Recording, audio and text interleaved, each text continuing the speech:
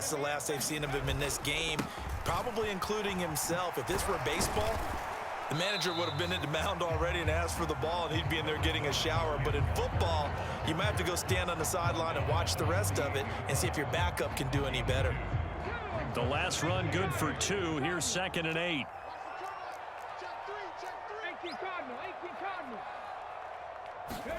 Off of play action. Here's Smith. And intercepted. Maybe the turning point they need. Picked off by Stephon Gilmore. And the Colts are right back in this football game.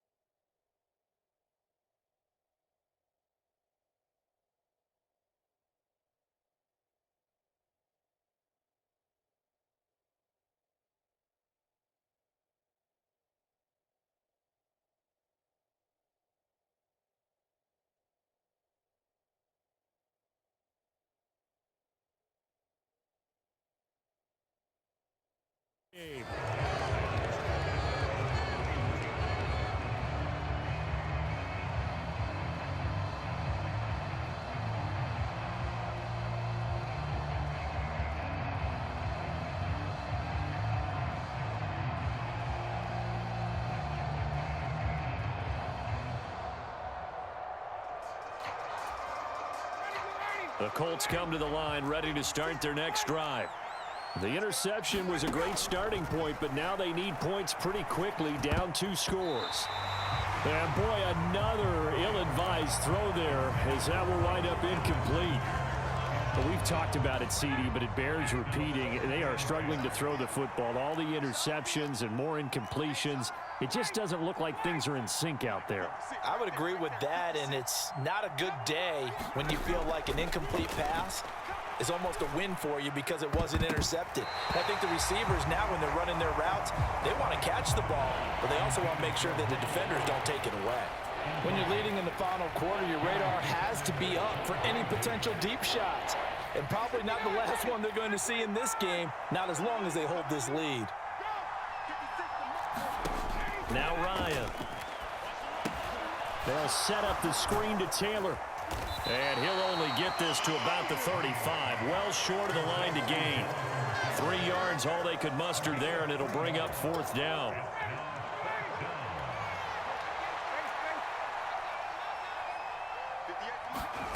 They'll try and throw for it with Ryan.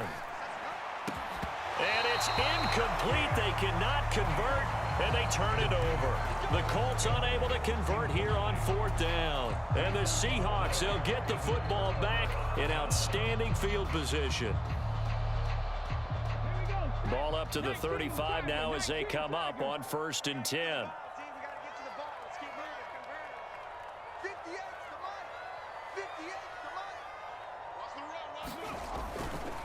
Walker now on 1st and 10.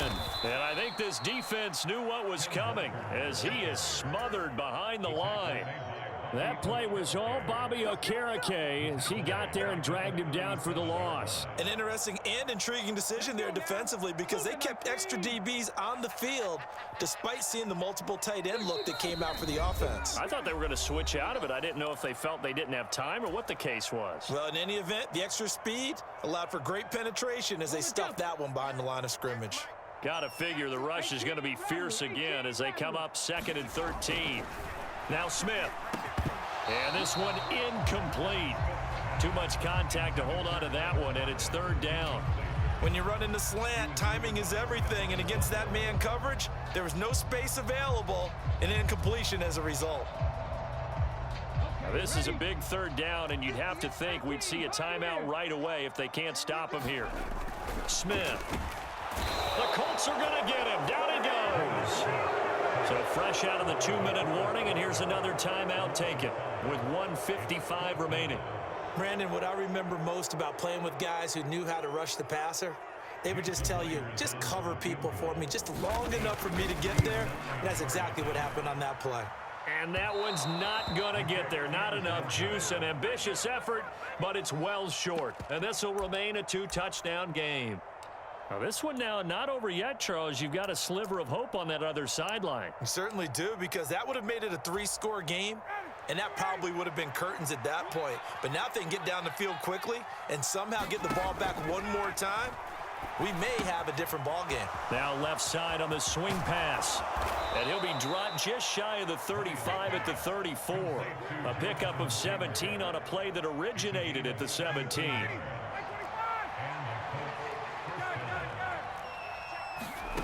On first down, Ryan. That's going to be caught by Allie Cox. And they're going to get this down to about the 17-yard line here. So signs of life in what's been a dormant offense in this second half. Here's 1st and 10. From the red zone now, they'll look to throw. Slant pass hauled in by Campbell. Now the Colts will use their 3rd and final timeout, as the clock's going to stop with 47 seconds to go in the 4th. Hard to believe his first catch of the game defensively. They bottled him up. That's why they're well on their way to victory. Put your best cover guy on him and then change the coverages behind him throughout the game. Brackets, double, zone, man, you name it. Make sure he gets a lot of angles. Call it a full 3 yards in the wrong direction there. Brings up 2nd down. There's no question that coming into this game, this defense is pretty vocal about its desire to take this running back out of his game, and all that pregame wolfing has turned into results.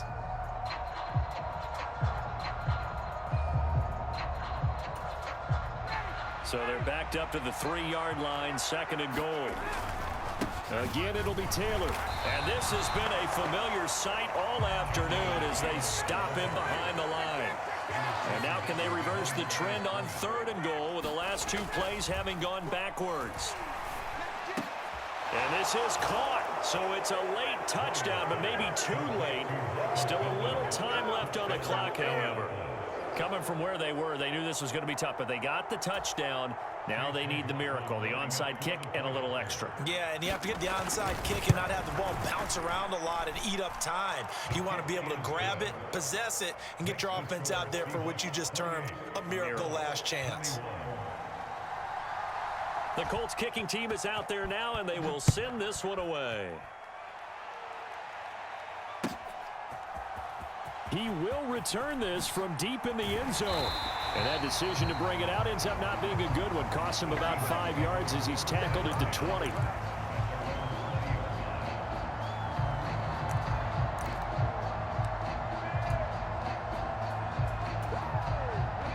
Coming to the line here to begin their next drive, the Seahawks offense. And they've got this one in hand. No timeouts remaining defensively, so this one should just be one kneel and then handshakes. Only a yard on the keeper, and it'll be 2nd down.